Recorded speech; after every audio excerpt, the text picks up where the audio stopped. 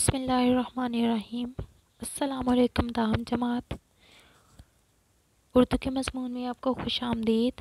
امید ہے آپ سب خیریت سے ہوں گے۔ جیسا کہ آپ جانتے ہیں کہ ہم حصہ غزل پڑھ رہے تھے جگر مراد آبادی کی۔ اس کے پہلے 4 اشعار ہو چکے تھے۔ آگے ہم شعر نمبر 5 کریں گے، اس کی تشریح۔ شعر نمبر 5 ہے: مل کے بھی جو کبھی نہیں ملتا، ٹوٹ کر دل اسی سے ملتا ہے۔ اس شعر میں شاعر اپنے محبوب کی بے رخی اور بے مروتی کو بیان کر رہے ہیں کہ محبوب کی بے رخی اور بے مروتی کے باوجود میرا دل پورے شوق سے اسی سے ملتا ہے اور اسی کو چاہتا ہے۔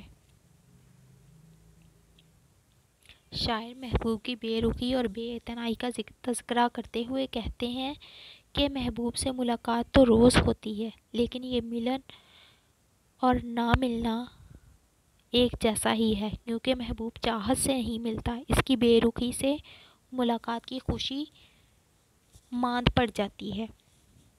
شعر ہے: ملنے کی طرح مجھ سے وہ پل بھر نہیں ملتا، دل اس سے ملا جس سے مقدر نہیں ملتا۔ یہ تو محبت کا قانون ہے کہ جو چیز ہم پا نہیں سکتے اسی سے محبت ہوتی ہے۔ محبت ایک لا علاج بیماری ہے، اس سے بھی برا اس کے نہ ملنے کا روگ ہے جو انسان کو گھن کی طرح پیس دیتا ہے اور اس کو کھوکھلا کر دیتا ہے۔ شاعر اپنی محرومی کا تذکرہ کچھ یوں کرتے ہیں کہ میرا محبوب میرے دلی احساسات و جذبات کو کچل دیتا ہے۔ وہ میرے سامنے تو آتا ہے لیکن انجان بن کر، وہ میری محبت کو کچھ نہیں سمجھتا۔ وہ اپنی حسن کی مستی میں ڈوبا رہتا ہے، لیکن میرا یہ دل اس کی ستم ظریفی کے باوجود بھی اسی کے لیے دھڑکتا ہے۔ یہ ہر وقت محبوب کی یادوں میں کھویا رہتا ہے۔ شاعر محبوب سے روز ملتا ہے لیکن محبوب اسے نظر انداز کرتا ہے اور اسے ترساتا ہے۔ اسی حوالے سے شعر ہے: کون کہتا ہے ملاقات نہیں ہوتی، روز ملتے ہیں مگر بات نہیں ہوتی،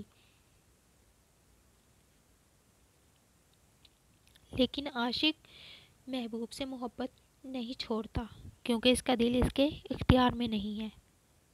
وہ ہر روز اس سے ملنے کے لیے بے قرار رہتا ہے۔ شاعر تو محبوب کو ٹوٹ کر چاہتے ہیں لیکن وہ اس کی محبت کی قدر نہیں کرتا۔ اسی حوالے سے شعر کریں گے: کنارہ دوسرا دریا کا جیسے، وہ ساتھی ہے مگر محرم نہیں ہے۔ یہ تھا شعر نمبر 5۔ آگے ہم کریں گے شعر نمبر 6۔ کاروبار جہاں سنورتے ہیں، ہوش جب بے خودی سے ملتا ہے۔ اس شعر میں شاعر بیان کرنا چاہتے ہیں کہ عقل اور شعور اگر عشق کے ساتھ مل جائیں تو دنیاوی معاملات خود بخود درست ہونے لگتے ہیں۔ اس شعر میں شاعر اپنے حواس باختہ ہونے کے ساتھ ساتھ اپنے محبوب کے باہوش اور عقل مندی کے موضوع کو دلچسپ انداز میں بیان کرتے ہیں۔ شاعر کہتے ہیں کہ معاملاتی زندگی اور دنیا داری کے نظام کو چلانے کے لیے انسان کو ہوش و حواس میں ہونا بے حد ضروری ہے۔ عاشق تو عشق کی مستی میں اپنی ذات سے بھی بے خبر ہوتا ہے، اسے اچھے برے کی تمیز نہیں ہوتی۔ اس کے برعکس اس کا محبوب جو حسن کا پیکر ہے، نہایت اچھے انداز میں دنیا کے معاملات نبٹا رہا ہوتا ہے اور میرا دل عشق کے غم میں اپنی ذات کو بھول کر خیالوں کی دنیا میں مچل رہا ہوتا ہے۔ اسی حوالے سے شعر کریں گے: 100 بار چمن مہکا 100 بار بہار آئی، دنیا کی وہی رونق دل کی وہی تنہائی۔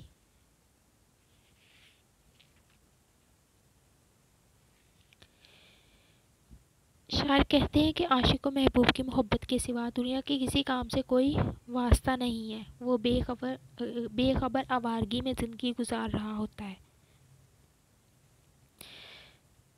جبکہ اس کا محبوب اس کی پرواہ کیے بغیر عیش کوشی کی زندگی گزارتا ہے۔ دنیا سے اس کا واسطہ منقطع کر دیتا ہے۔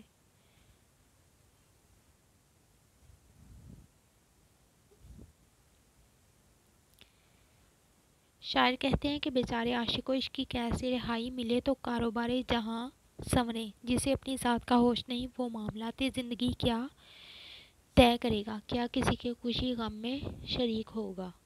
عشق کا جذبہ ایک طرف اور دنیا کے معاملات ایک طرف۔ انسان جب اپنی ذاتی خواہشات کو پس پشت ڈال کر دنیا اور اس کے بسنے والے لوگوں کی فکر کرتا ہے تو اسے عشق کی غلامی سے رہائی ملتی ہے، وہ دوسروں کا ہمدرد بنتا ہے۔ لیکن جس کو اس کے ایسے رہائی ممکن ہی نہ ہو وہ دوسرے لوگوں کے حال کو کیا جانے۔ شاعر کہتے ہیں کہ دنیا میں زندگی گزارنے کے لیے انسان کو اپنی خواہشات کا گلا گھونٹنا پڑتا ہے، تبھی وہ اس معاشرے میں امن سے زندگی گزار سکتا ہے۔ اسی حوالے سے شیئر کریں گے، دیکھے ہیں ہم نے بہت ہنگامے محبت کے، آغاز بھی رسوائی انجام بھی رسوائی۔ شاعر کہتے ہیں کہ دنیا کے نظام کو بہتر چلانے کے لیے اپنی عقل کو مناسب طور پر استعمال میں لانا ضروری ہے، لیکن یہ عشق کے دیوانوں کے مقدر میں کہاں، جن سے عشق نے ان کا وجود ہی چھین لیا ہو، وہ ان کاموں کو کیا جانے۔ یہ سکون، یہ شان لطیفی، یہ رنگینیاں ان کے نصیب میں کہاں۔ بیٹا یہ تھا شعر نمبر 6۔ آگے ہم کریں گے شعر نمبر 7۔ شعر نمبر 7 ہے، روح کو بھی مزہ محبت کا، دل کی ہمسائیگی سے ملتا ہے۔ اس شعر میں شاعر بیان کرتے ہیں کہ محبت اور عشق روح کی توانائی اسی وقت حاصل کر سکتے ہیں جب انہیں محبوب کی محبت پر دل کی قربت حاصل ہو۔ شاعر کہتے ہیں کہ عشق اور محبت روح کی توانائی کا نام ہے۔ ہماری روح کو اس وقت الفت و محبت کی خوشی ملتی ہے جب اسے محبوب کے دل کا قرب حاصل ہو، اور اس کے لیے لازمی ہے کہ عشق اس کا منتظر ہو۔ دل میں موسم بہار ہو، کوئی غم کوئی تلخ یاد دل میں نہ ہو، اسی وقت روح کو ازلی سرور اور لطف حاصل ہوتا ہے۔ محبت اور عشق روح کو سیراب کرتے ہیں، اس لیے شاعر دل اور روح کی ہمسائیگی کا خواہاں نظر آتا ہے۔ بقول حفیظ شاہد، آؤ کچھ دیر کہیں بیٹھ کے باتیں کر لیں، پھر نہ آئیں گے یہ لمحات ہماری خاطر۔ دوسرے مصرع میں شاعر یہ کہتے ہیں کہ اگر دل مطمئن اور خوش ہو تو روح کو سکون ملتا ہے، جیسا کہ نبی کریم صلی اللہ علیہ وآلہ وسلم کی حدیث مبارکہ میں ہے کہ جسم میں خون کا ایک لوتھڑا ہے، جب یہ درست ہوتا ہے تو سارا جسم درست ہوتا ہے، جب یہ خراب ہوتا ہے تو سارا جسم خراب ہوتا ہے۔ جسم وہی کرتا ہے جو اس کا دل چاہتا ہے۔ دل کے پرکیف اور مسرور رہنے کے لیے لازمی ہے اسے محبوب کی محبت میسر ہو، دل امنگوں سے باغ ہو اور اس میں گلہائے رنگا رنگ کھلے ہوں، دل شادماں ہو۔ لیکن اگر محبوب کا وصال نصیب نہ ہو تو دل ویراں اور روح بے قرار ہوتی ہے، اور عاشقوں کو بہار بھی خزاں دکھائی دیتی ہے۔ بقول ناصر کاظمی، دل تو میرا اداس ہے ناصر، شہر کیوں سائیں سائیں کرتا ہے۔ یہ تھا بیٹا غزل کے 3 اشعار۔ امید ہے آپ کو سمجھ آ گئی ہوگی۔